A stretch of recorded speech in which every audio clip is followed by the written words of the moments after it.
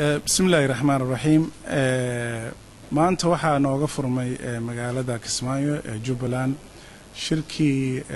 ansixinta dastuurka oo socon doona muddo 4 ilaa 5 maalmood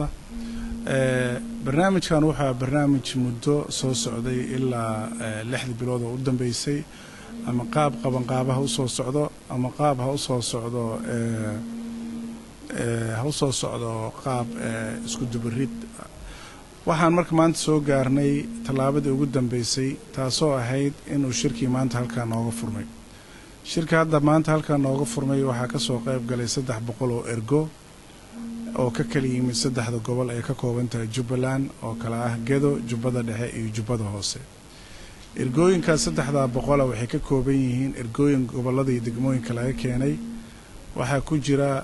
qurba joogta waxa ku jira ururada bulshada waxa kaloo ku jira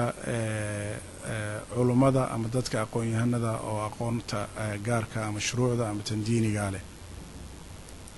intii aan la qaban marka maanta halkan heerkan maanta joogan soo gaarin waxa jirta bilihii u dambeeyay dhan in la sameeyay in 4 bilood 5 bilood ka hor la sameeyo gudiye kala duwan gudiyadaas waxay ka koobnaayeen 3 gudi gudiga baahinta gudiga xoghaynta iyo gudiga qoraalka gudiga qoraalka way soo dhameeyeen gudigii baahintana waxay tageen ilaa 10 meelood oo kamid ah 10 degmo oo kamid ah degmooyinka 15 ay ka kooban tahay Jubbaland kuwa aan tagi weynay waxaan u tagi weynay arrimo amni darteed laakiin inta kale waan tagnay si aan ku gaaraba marka markii arrimahaas wada tashiga oo muddo socday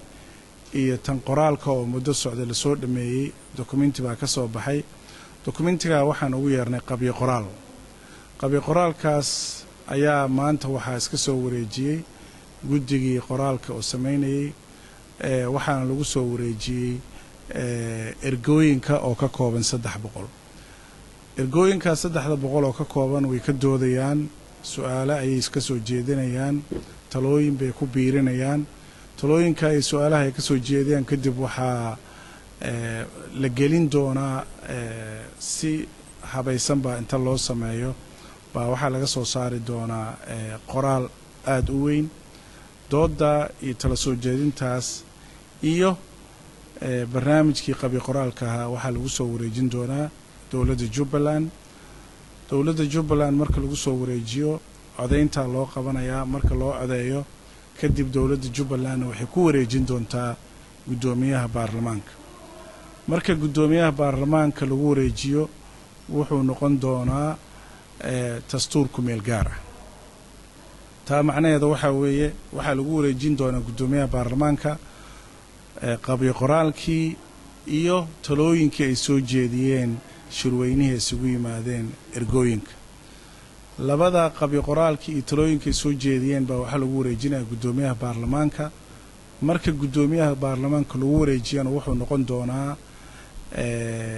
dastuur ku meel gaar ah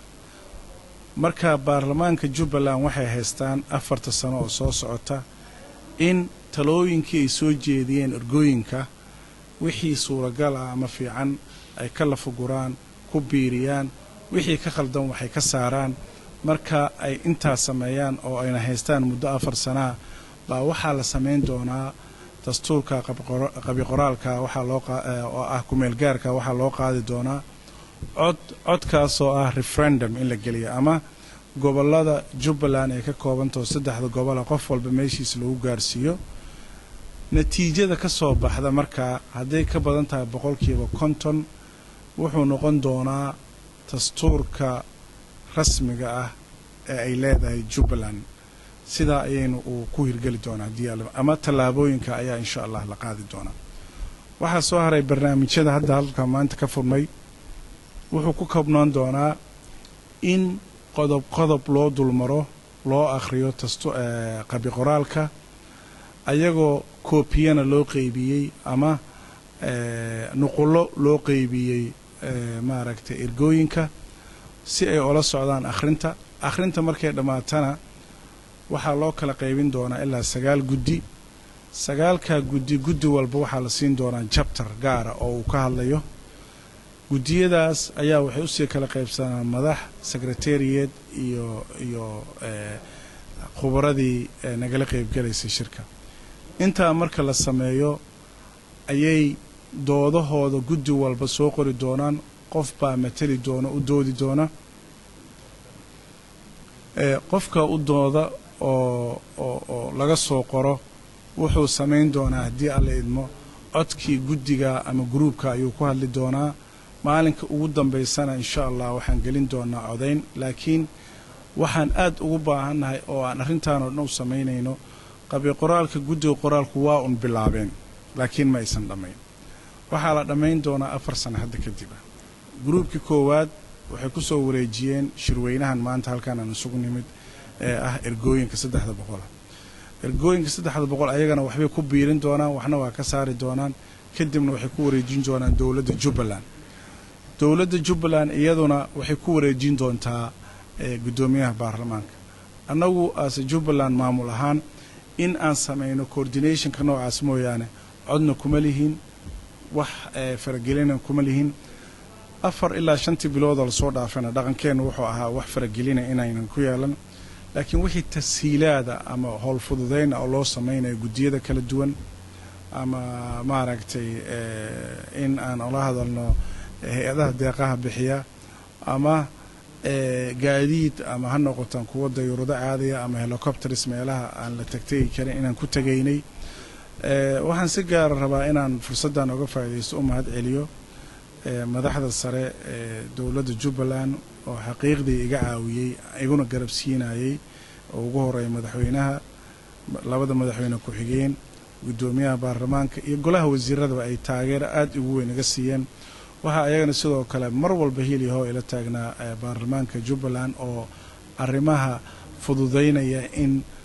gudiyadan kala duwan ee la magacaabo ay hawshooda si sahlan ugu hirgasho waxa iyagana si fiican oo qayb qaatay khubaro ajnabi ah oo naloo keenay iyo kuwa Soomaali ah labadaasna kaalin aad u fiican bay ka geysteen waxa kale oo iyagana nala joogay dad kale oo ra'yiyo fiican ka geysanaya barnaamijkan waa barnaamij marka socon doona maalmaha soo socda maalin kastana xiliyadan oo kale waxa jira iyo waxa la qabtay iyo qaabka loo qabanayaan oo idinka siinayna wixii ay nala tahay anaga marka saasaan u wadi doonaa waxaan halkan ku dhan labadii saddexdii guddi ergooyinkii iyo khubaradii inta macnaheedu waxa weeye in khalad yar laga ilaaliyo dastuurka وأنا ويارجنما كقاعدنا تستورد بنتلان سوماليلان دولة الفدرالكا إن يصنقون وحلو جدك دقي نقدان وح آد لوجا فير صدي لقيت حدري للفقري كدبنا لدونيو إن أي بلشدان رجوبلان اسكما مولان بقول كسنة وصوصات وحن مركب وحو نقونا يا document in progress أو maalin walba waxba laga bedeli waxba laga soo saari waxba lagu dari waxba laga maaragtay saari saas qaab noocaas u noqon doona waxaana xaqiiqdii saaka noo furay madaxweynaha iyo madaxweyne ku-xigeenka oo runtii muujiyay kalsooni zaa'ida iyo wajiyada dadka oo aad ka dheehan karto sida ay u rabaan in maaragtay barnaamijkan dastuurkan uu hirgalo marka wixii kale su'aalaha waan qaabilayaa laakiin barnaamijkeena maanta intaas uu ka koobnaa